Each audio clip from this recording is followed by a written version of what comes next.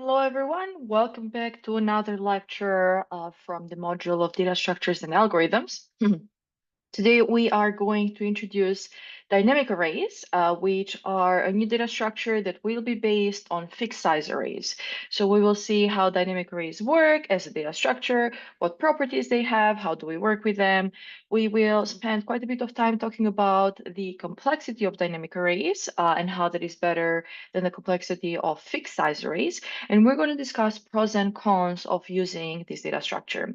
Finally, we're going to introduce this idea of amortized analysis for dynamic arrays. In this lecture, we will not be doing a dynamic array implementation, but in the next lecture, we will implement it from scratch using fixed size arrays in C++. So let's get started with what are dynamic arrays. When we introduced fixed size arrays in the previous lecture, one of the downsides were that they were fixed size, which means that if we are inserting elements, at some point we will run out of space in our data structure. And with fixed size arrays, we could not change the size, right? But with dynamic arrays, we actually are able to do that. So dynamic arrays are going to be a data structure just like fixed size arrays. They will allow us to store elements sequentially, one after the other, but they do have the ability to resize, to expand dynamically as elements are added.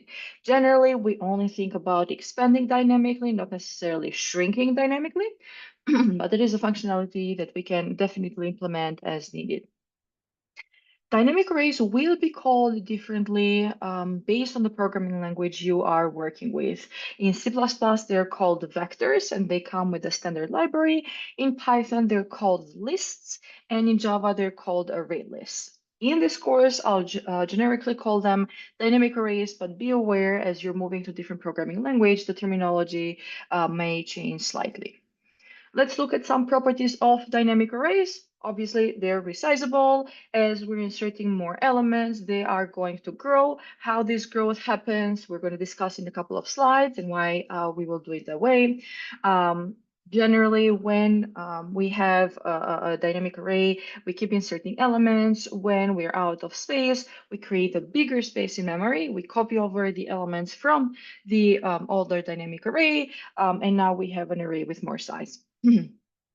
Elements are indexed, as I mentioned. The underlying data structure for a dynamic array is a fixed size array. And one of the great properties of fixed size arrays was that they were indexed, right? We could access index 1, access index 5, and so on and so forth.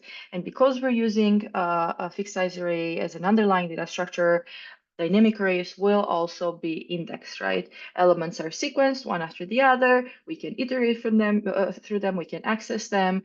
We will start at index 0 in general.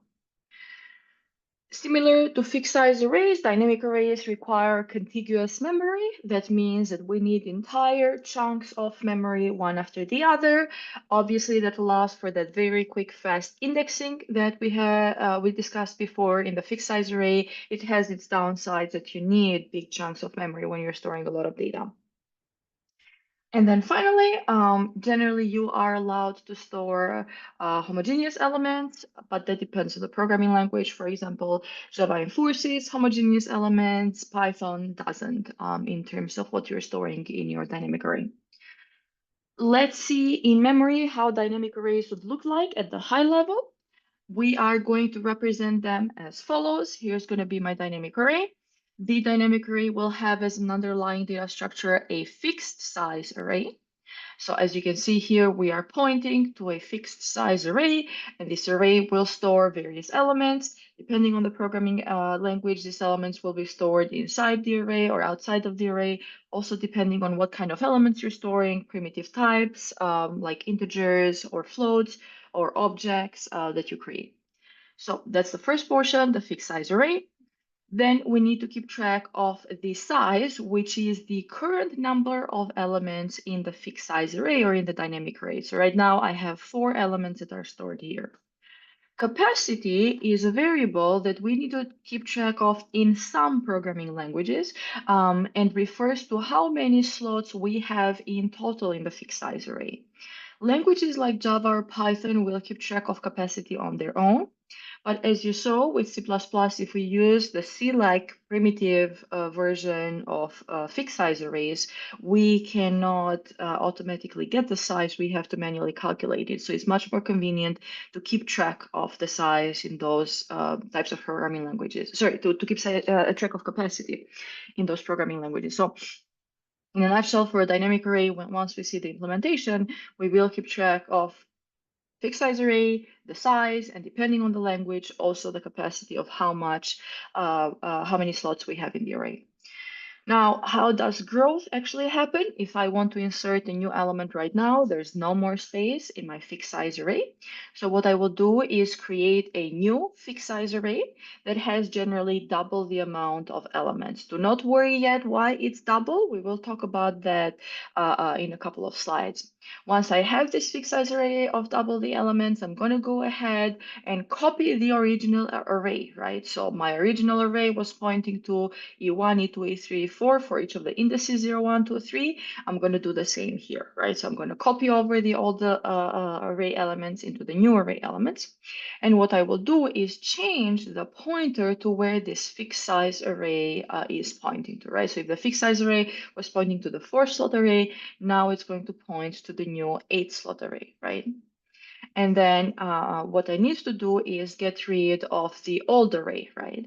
In some languages like Java or Python, there exists a garbage collector that will automatically take care of deleting unaccessible memory. But in languages like C and C++, we will have to do that ourselves, right? So we have to manually go and delete this old array, which is not going to be in memory anymore, to open up space. And now we are pointing to this new fixed size array that is double the size of the old array, and we can keep inserting elements. When we reach capacity, we could repeat the same process of doubling from 8 to 16, copying the elements over, changing the pointer, and freeing the memory. That is how dynamic arrays work behind the scenes. As I said, those are implemented for us in many programming languages. We don't have to do the implementation from scratch, but we will to get some hands-on practice with dynamic arrays. I do want to put a little memory sidebar, in particular, as we're working with C++, to talk about how this specifically works in memory, right? And what are some things that we need to be aware of, especially in languages like C and C++, where we don't have automatic memory management like a garbage collector. So when you're creating a dynamic array, it will be allocated on the heap. And the reason for that is because the size of the dynamic array can change during the execution of your program or during the runtime of your program. On the other hand, the stack will keep track of various pointers and metadata as your program is executing. So generally, the heap and the stack are working together to allow for the execution of your program. This may slightly vary by hardware or by operating system, but that is the general structure. We have a heap that is keeping track of memory over time, and then we have a stack that keeps track of pointers or various metadata. So let's look a little bit in more detail about the heap. The heap will tell us the actual storage for the dynamic array, and my cat also says hello here. So the heap will keep the actual storage of the dynamic array, the underlying fixed size array that will reside in the heap. As the array grows, what happens is that in the heap, we create a new larger block of memory. We copy over the elements from the old block of memory into the new block of memory, and the old block of memory is released. As I said, this will vary slightly by programming language, but in general, we need to take care of this either via a garbage collector like in Java or Python, or we have to do it on our own in C and C++. We have to free that old memory. Meanwhile, as this is happening in the stack, in the heap, on the stack, on the other hand, we will have the pointers that keep track of these memory locations in the heap, right? So as my memory location changes from my old memory to my new memory location, right? So from my four capacity array to my 8 capacity array, the pointer in the stack will also change to where we're pointing to, right? So the stack will help us keep track of that, and obviously any other metadata of different functions or variables or global variables, we keep them on the stack. But the actual elements that we are working with are generally on the heap. Okay. So that is in a nutshell how the stack and the heap are working together. Let's see what happens if there's not enough space on the heap, because you can imagine as we are doubling the size of the fixed size array, at some point we may run out of memory in the heap. A couple of reasons why we might run out of the memory in the heap is the following. First, heap fragmentation. As we are dynamically expanding the array, if our program frequently is allocating and deallocating memory of varying sizes, right? So we go from 4 to 8 to 16 to 32, the heap can become fragmented. What that means is that there may be enough total memory in the heap, right? But it's so fragmented that it doesn't exist in a contiguous block of memory. And as we talked about fixed size arrays and dynamic arrays, we need contiguous blocks of memory. So one example where we could run out of space in the heap is when the heap is so fragmented due to frequent allocation deallocation that there's enough total size in the heap, but not enough single contiguous block of memory. Another scenario when this might happen is when we exceed system memory. This generally happens if the requested allocation memory exceeds the total available memory, and the allocation in this case is going to fail, right? So if your virtual memory and your RAM memory together are not enough for what you're requesting access to, then you're going to run out of space. There are some limitations that various operating systems could impose on how much heap memory a single process can use. And generally, what can happen is that once you hit that specific limit, you are out of heap space. You cannot grow dynamically anymore. These limits can often be configured in certain operating systems and certain architectures, but they are finite, right? No matter how much you actually configure them, there's so much that you can do with limited memory in general on an operating system. So those are some of the reasons of why the heap may run out of space that you should be aware of, especially in cases where you are doing manual memory supervision, like in C and C++. What happens if you run in a situation like this? You will potentially see some sort of error or exception. This will depend on the programming language. In C++, you will see a bad allocation or you will see a null pointer exception, right? Both examples are from C++. Other languages will behave differently. How can we handle insufficient memory or insufficient heap memory? This is a little bit beyond the scope of this course. It will involve quite a bit of design and being conscious of the memory that you're using, pre-allocating memory when possible, constantly monitoring memory.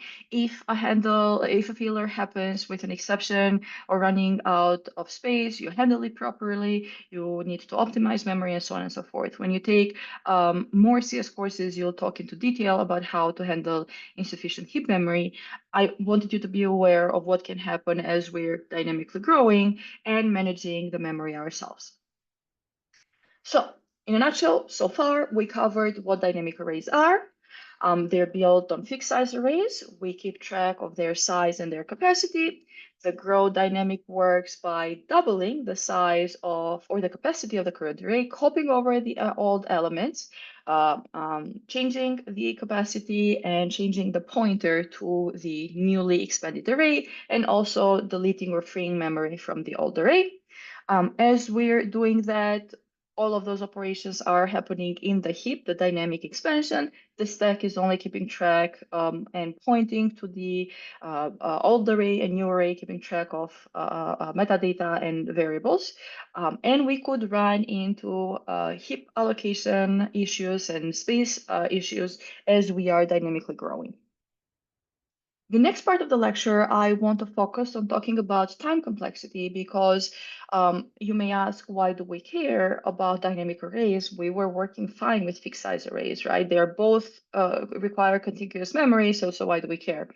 Certainly, one of the benefits is that we can dynamically expand, but there's going to be some benefits when we are inserting at the end. Right now, we have the possibility to keep inserting at the end, which means that when there's no space, we will actually fill in this complexity. This is a table that we had from the fixed size array. A lot of the complexities, the one that I have kept in black color, are the same, but we will change how the complexity works when we are inserting at the end, right? Because that sometimes can be O of 1 if we have space, or it can be something else that we will discuss about when we don't have space and we have to dynamically expand, right? So let's talk about that. When we create a new array that is larger than the original array, and then we copy the elements over, the complexity can be a little bit tricky. Why is that the case? We could have an O(n) complexity when we're adding an element that there's no more space for it. Okay, so let's say I have 4 slots in my array, I have 4 current elements, I want to insert a fifth. Do I have space? No. So what I need to do is create an array double the size and copy the elements over. That copying operation will take all of n. Any operation where we're going element through element is linear, right? Just like the example with the room full of books that we talked about in the efficiency lecture. So as I'm copying elements over and over, that's all of n. But do I need to do this all then all the time? No, in some scenarios when I have space in my array, right? So for example, I have 5 elements in the array, but there's space for 8. When I'm inserting the 6th, 7th, and 8th element, right? For those 3, the operations are all 1. Why? Because I could just go to that index at the end and insert the element, right? I don't have to worry about expanding. So we can see that in some cases, insertion at the end is all of n, right? And in some cases, insertion at the end is all of 1, right? So here, all of n when I have to expand, all of 1 when I don't have to expand because I have space. So how is the complexity going to work in this case, right? When I'm actually doing sometimes all of n, sometimes all of 1.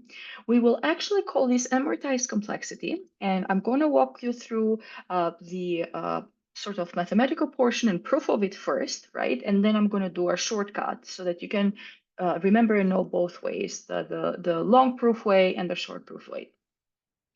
I'm going to take, excuse me, I'm going to take a scenario when I'm inserting n elements in a row. So I'm inserting something n times in a row when I start with a length of the fixed size array of 1, right? So let's go ahead and do that together over here. I have a slide, and here's how we are going to work through this slide. Give me very quickly 1 second because I would like to show you. Okay, let's close this very quickly. And apologies about that. I am going to open a new tab over here. Okay, so here we are. Okay, I wanted a tab so I can hide some of the things. Okay, so here we are. I want to insert one element, and currently I have a fixed size array of 1 element, right? So I just go ahead, put the element there, no copying needed, right? I'm not dynamically expanding right now, okay? Then I'm going to go ahead and I want to insert a second element. Can I insert the second element? No, I don't have space, right? So what I need to do is create a new array with 2 slots, copy 1 over, and then I have 1 slot to insert 1 element, okay? So in this situation, I did 1 copy. Now I'm going to insert a third element, right? Do I have space? No.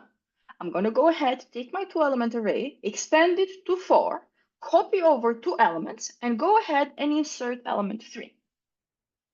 I need to insert element 4. Do I need to expand? No. I simply go directly and insert it because I still have space. So now I have a 4-slot array with 4 elements. When I want to insert element number 5, do I have space? No. I have to double the size of the array from 4 to 8, and I'm going to go ahead and copy the 4 elements over. Okay, so now I'm doing 4 copies. I have 4 elements copied and 4 empty slots. So any operation that I do for the 4 next 4 operations is going to be all 1. So inserting 6 is all 1, inserting 7 is all 1, inserting 8 is all 1. Now I want to insert the ninth element. Do I have space in my fixed size array? No. I have to double the size of the array from 8 to 16. I have to copy 8 elements over. Okay? And then I can go ahead and insert the ninth element. So now I have an array with 16 elements, 8 I copied over, so I have 8 empty slots. So any operations, 9, 10, 11, 12, 13, 14, 15, 16, right? So the next 8 operations I do in all one, I'm not expanding, right? So as you can see the logic of this, right? When I reach 16 and I want to insert 17, I have to double the size. That means I'm copying 16 elements over, and anything from 17 to 32, I can insert one by one, okay? So what does this mean, right? It means that to insert 32 elements, right? Starting with a size of 1, I'm doing how many copies, right? 1 copy, 2 copies, 4 copies, 8 copies, 16 copies. So in total, when I'm trying to insert 32 elements, I'm copying 31 elements, right? Which is 1 less than 32. I can generalize this, right? If we kept 32 and go to 64 and so on and so forth, I can generalize this that when I'm inserting n elements starting with a size of 1, I'm doing n work. And remember, when we talk about efficiency, we care about the work that is intrinsic to the algorithm, the work that takes a lot of time. In this case, is copying the elements over, right? So when I'm inserting n numbers, I'm doing n work, right? So that means when I'm inserting 32 elements, I'm doing 32 work. When I'm inserting 64 elements, I'm doing 63 work. So more in general, when I'm inserting n elements, I am doing n work, right? So insertion of elements is O of n. Now, when we go ahead and do the calculation for one element, we can sort of divide, right, the n work for n elements. If I'm doing for n elements n work, how much work am I going to do for one element? All of n divided by n, that is giving me all of 1. Okay, so if we were able to conclude so far that when I copy 32 elements, right, I do 31 work, right? When I copy 64 elements, I do 63 work, right? One less, which is approximately the same. Then in total, when I am doing one copy, right, one individual copy, the runtime is going to be all of 1, and we call that all of 1 amortized because it's not the same all of 1 that we've seen before. All of 1 amortized, the way we're going to represent it is with a star. Okay, so all of 1 amortized or all of 1 star is when sometimes the runtime is all of n, sometimes is all of 1, but overall amortized time is all of 1 amortized, right? So for n elements, I'm doing all of n work. For one element, I'm doing all of 1. We're going to define amortized analysis or amortized worst case analysis as the expected runtime, right, per individual operation. So one individual operation when we're doing a worst sequence of n operations. So our worst sequence of n operations was n insertions or 32 insertions if we want to use a concrete number. The expected runtime per operation was 32 divided by 31, which is 1. So that is our amortized analysis, right?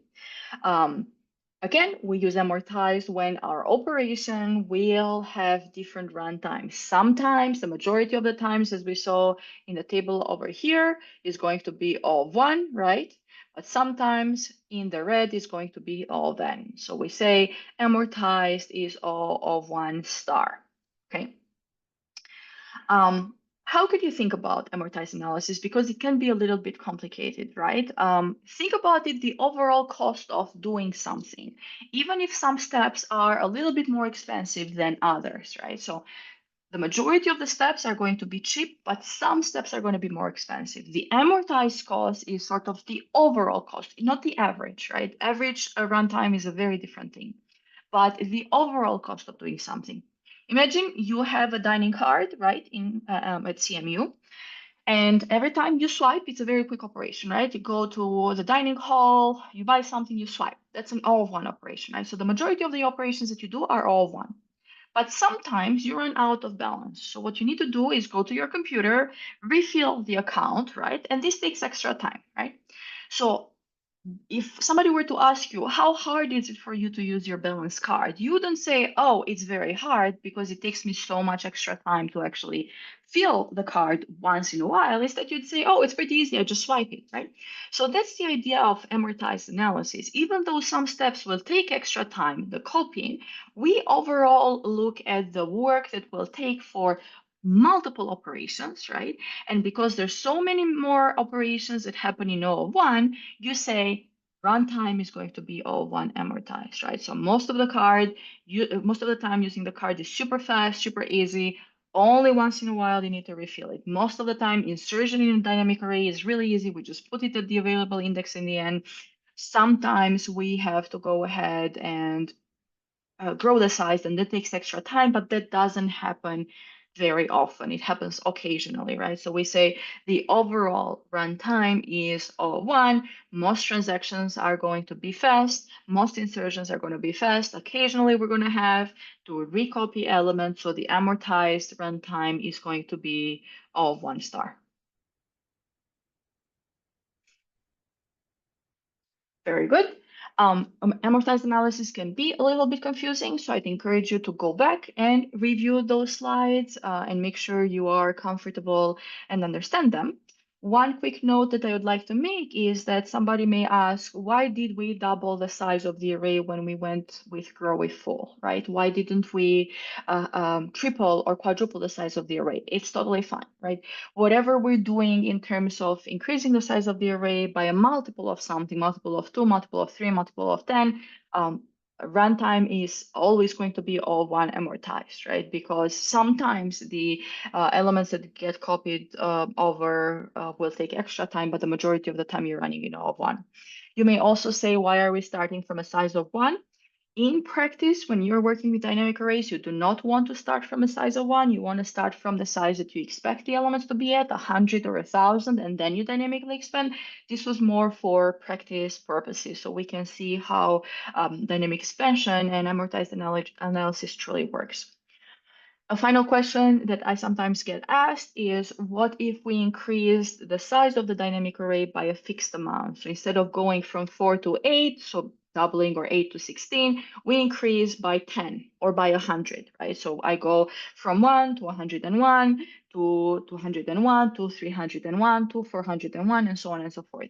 The issue with increasing the size of the array linearly, like increasing by 5 or by 100 or even by 1,000, is that those copying of elements that we talked, right, happens much more frequently. What do I mean by that? If I am doubling the size of the array, right, I'm going to have to copy when I go from 100 to 200 to 400, right? And then when I reach 800, right? So my copying is much less frequent. But if I'm increasing the size of the array by a constant amount, right? So from 100, I go to 200, then I need to copy at 300, right? Then I need to copy at 400. Then I need to copy at 500. Then I need to copy at 600. Then I need to copy at 700. Then I need to copy at 800, right? So I am copying much more frequently here. So the work of refilling the card, right, or increasing the size of the array, which is the work that takes a lot of extra time, is happening much more frequently. That's why we never increase the size of the array by a static amount, right, by a constant amount, 100, 200, 1,000, none of that. We usually either double or triple or multiply by a value the size of the array, because that way the copy operation, which is expensive, only happens once in a while, right? Happens less frequently and not every 100 or every 200. Okay, so let's do a quick summary of dynamic arrays, both pros and cons. Now we have then automatic or dynamic resizing as a pro. This is amazing. We are able to do insertions at will at this point in time. We still have the pro of fast memory access that we had with fixed size arrays. We still have quickly updating and modifying elements because of indexing, right? All of this happens as elements are indexed and they are in sequential memory, contiguous sequential memory locations. And with dynamic arrays, we can be conservative as much as we can with memory and use only the memory that we need, right? So if I'm only going to get up to 50 elements, for example, inserting grades for students in my class, I don't have to create an array much bigger than 50, right? The cons are that resizing takes overhead, right? As we said, elements have to be copied over. Those operations will run all of n time, even though they are infrequent. Similar to fixed size arrays, insertion or deletion at the front is going to be of n. That's because if I'm inserting at the front, I have to shift all of elements. If I'm deleting at the front, I have to shift all elements. And now with insertion in particular, if I don't have space to insert the elements, as I'm shifting over, I have to grow my array, right? So in that case, my complexity is going to be of 1 star, right? So inserting at the front sometimes can be a little bit worse than all 1 if I am shifting and I don't have space.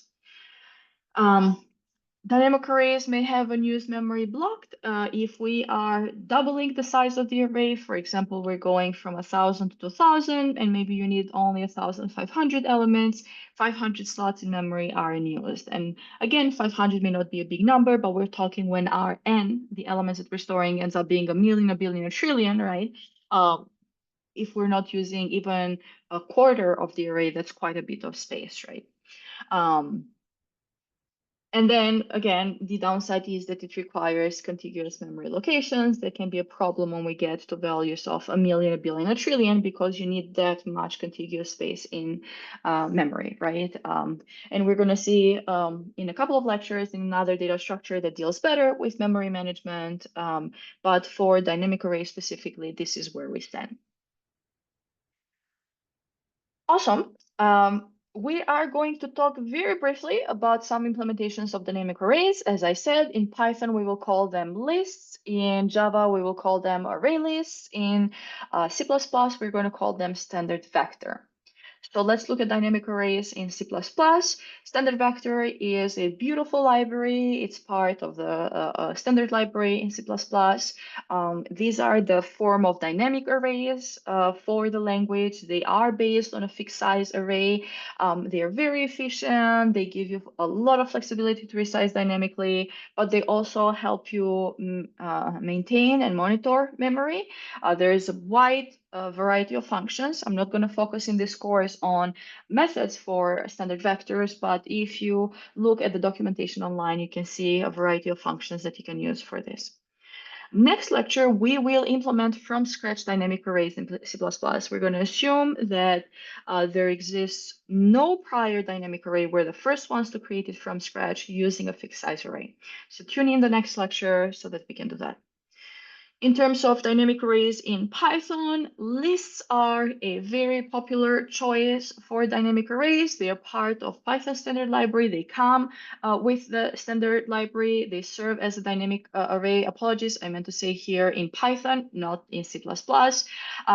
They are widely used in Python, right? As we mentioned in the last lecture, there's no fixed size arrays necessarily. In Python, but lists are very, very popular. They allow you to store elements of different types. They grow dynamically, right? They maintain memory on their own. So quite an important choice. Later in the semester, we will use lists to implement other data structures.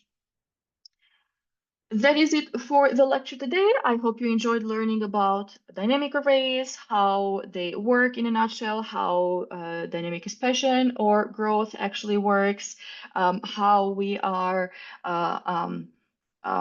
growing by doubling the size, what that means for space, what that means for amortized analysis and complexity, and how different languages implement on their own dynamic arrays. I will see you in the next lecture where we implement in C++ a dynamic array from scratch. Thank you.